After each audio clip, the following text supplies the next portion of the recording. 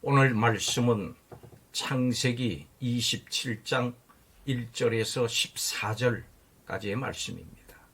오늘 말씀에서 이삭은 나이가 많이 들고 또 눈이 어두워져서 잘 보지를 못하게 됐습니다. 그는 자신이 얼마나 더 살게 될지 모른다고 생각을 해서 큰아들 에서에게 사냥을 해서 자신을 위해 별미를 만들어 가지고 오라고 합니다. 그러면 그 음식을 먹고 마음껏 축복하겠다고 했습니다. 그때 리브가가 이삭과 에서가 나누는 대화를 듣게 됐습니다. 에서는 활과 화살을 가지고 사냥을 하러 갔고 리브가는 음모를 꾸밉니다. 리브가는 둘째 아들 야곱을 불러서 자신이 들은 이야기를 전하고 나서 남편 이삭을 속이려고 하는 계획을 말합니다. 계획대로 리브가는 별미를 만들어서 야곱의 손에 들려서 이삭에게 보냅니다. 에서가 돌아오기 전에 모든 일을 마쳐야 되기 때문에 리브가는 서둘러서 요리하고 야곱을 에서로 변장시켜서 이삭에게로 보냅니다. 우리는 오늘 이 말씀에서 에서를 축복하려고 하는 이삭, 그리고 야곱을 축복받게 하려고 하는 리브가를 봅니다. 이 두 주제로 오늘 말씀을 함께 살펴보겠습니다. 먼저 에서를 축복하려고 하는 이삭을 살펴보겠습니다. 하나님께서는 차남인 야곱에게 아브라함의 복을 약속하셨습니다. 이삭과 리브가는 그것에 대해서 25장 말씀을 보면 이미 알고 있었습니다. 그런데 이삭은 편애의 눈이 멀어서 장남 에서에게 아브라함의 복을 빌어주고 싶어 했습니다. 이 에서를 불러서 자신이 언제 죽을지 모르니까 별미를 만들어 오면 축복해 주겠다고 합니다. 자신이 좋아하는 별미를 먹고 에서에게 하나님의 복을 빌어주려고 하는 겁니다. 이것은 약속을 주신 하나님께 불순종하는 것이었습니다. 이삭은 자신이 죽기 전에 마음껏 에서를 축복할 것이라고 말하는데 이것을 통해서 우리는 이삭의 어떤 마음을 알 수 있습니까? 성도는 하나님의 약속을 이루기 위해서 내 자신의 뜻을 버리고 하나님의 뜻을 온전히 믿고 순종해야 합니다. 성도는 하나님의 약속을 이루기 위해서 자신의 뜻을 기꺼이 포기할 수 있어야 합니다. 이삭은 하나님의 분명한 약속이 있었는데도 에서를 편애해서 그에게 축복을 하려고 합니다. 성도가 하나님의 뜻과 상관없이 자신의 뜻을 앞세울 때 영적인 안목이 어두워지고 불순종할 수가 있습니다. 성도는 신앙의 연륜이 더할수록 하나님의 뜻을 더 잘 분별할 수 있어야 됩니다. 이삭의 영적 안목이 어두워진 것은 전에 주어진 하나님의 말씀을 이 마음에 두지 않았기 때문입니다. 그러므로 우리는 날마다 말씀을 통해서 예수 그리스도와 교제해야 되고 그것을 통해서 주님의 뜻을 깊이 헤아릴 수 있어야 합니다. 그렇지만 이삭을 너무 비난하지 마십시오. 우리도 이삭과 같은 선택을 하지 않는지를 돌아봐야 합니다. 영적인 안목이 어두워져서 이전에 들었던 말씀을 잊어버리고 내 자신의 계획을 버리지 못하는 사람이 바로 우리 자신입니다. 성도는 세상을 살아갈 때 자신의 뜻을 버리고 하나님의 약속을 믿으면서 살아야 합니다. 우리가 내 자신의 뜻을 버리기 위해서는 그리스도와 함께 이미 옛 자아가 죽었음을 믿는 믿음이 필요합니다.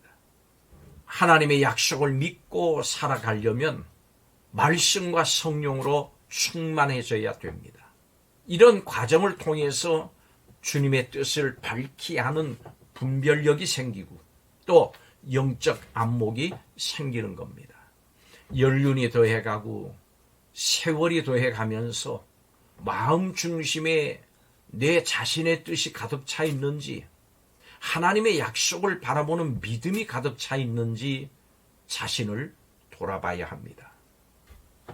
이어서 야곱을 축복받게 하려고 하는 리브가를 살펴보겠습니다.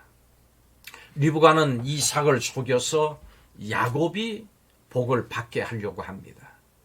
하나님의 뜻과 상관없이 철저한 속임수로 자기의 뜻을 이루려고 하는 겁니다. 이삭이 에서에게 말하는 것을 들은 리브가는 직접 별미를 만들고 털이 많은 에서와 다른 야곱의 몸에 염소 새끼의 가죽을 붙여줍니다. 이삭이 편애 때문에 하나님의 뜻과 상관없이 에서를 축복하려고 하는 것처럼 리브가도 편애 때문에 이삭을 속여서 야곱이 축복을 받게 하려고 합니다. 그렇다면 이삭을 속여서 그의 축복을 야곱이 받게 하려고 하는 이 리브가의 모습을 정당하다고 할 수 있겠습니까? 이삭이 에서에게 복을 주려고 하는 것을 안 리브가는 어떤 모습을 보이고 있습니까? 하나님의 뜻을 구하고 인내하고 기다리는 것이 아니고 자신의 목적을 위해서 사람의 속임수를 의지합니다. 리브가가 인간적인 목적을 위해서 수단을 가리지 않는 것을 우리는 정당화할 수는 없습니다. 그렇다면 우리는 어떻습니까? 자신의 목적과 이익을 위한 수단과 과정이 하나님의 뜻을 앞지르지 않도록 조심해야 합니다. 성도는 목적을 이루기 위해서 인간적인 수단을 의지하는 것이 아니고 하나님의 뜻을 찾고 기다릴 수 있어야 합니다. 인내하고 기다려야 합니다. 성도는 자신의 목적을 이루려고 인간적인 수단을 의지해서는 안 됩니다. 리브가는 하나님의 뜻과 상관없이 어긋난 자식 사랑에 눈이 멀어서 저주까지 불사하면서 속임수를 쓰는 극단적인 모습을 보였습니다. 이 리브가의 행동은 하나님의 뜻과 관련이 있지만은 그 목적이 수단을 정당화해 주지는 못합니다. 성도는 목적이 선할수록 그 과정과 수단도 하나님의 뜻에 합당하도록 애써야 합니다. 하나님의 뜻이 어디에 있는지 구해야 합니다. 뿐만 아니고 그 뜻을 이루는 데 있어서 하나님이 어떤 방식을 원하시는지 이것도 생각을 하고 기다릴 수 있어야 합니다. 우리는 선한 목적이라고 하는 이유로 자신의 잘못을 포장하면서 정당화해서는 안 됩니다. 목적이 수단을 정당하게 한다고 하는 것은 그저 세상의 악한 기준일 뿐입니다. 이것은 하나님을 믿는 성도의 기준이 아닙니다. 우리는 선한 목적만큼 과정과 그 수단도 주님의 뜻에 맞는지를 고민하고 인내하면서 기다려야 합니다. 우리의 행동은 목적뿐만이 아니라 과정과 그 수단까지도 하나님의 뜻에 맞게 행해야 합니다. 좀 늦어지더라도 신중하게 해야 합니다. 이것이 하나님께 풍성하신 은혜를 받은 사람의 삶의 방식이라야 합니다. 오늘도 하나님의 은혜를 받은 성도로서의 삶을 살아가는 성도들이 되시기를 주님의 이름으로 축복합니다. 기도하겠습니다. 하나님께 받은 은혜를 기억하게 하여 주옵소서. 성도로 하나님의 뜻을 분별하기 힘쓰고 하나님의 뜻을 이루기까지 인내하면서 기다릴 수 있는 성도가 되게 하여 주옵소서.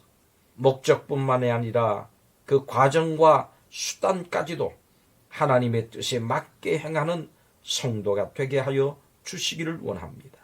하나님의 뜻에 합한 우리의 삶이 되기를 원하며 예수님의 이름으로 기도하옵나이다. 아멘.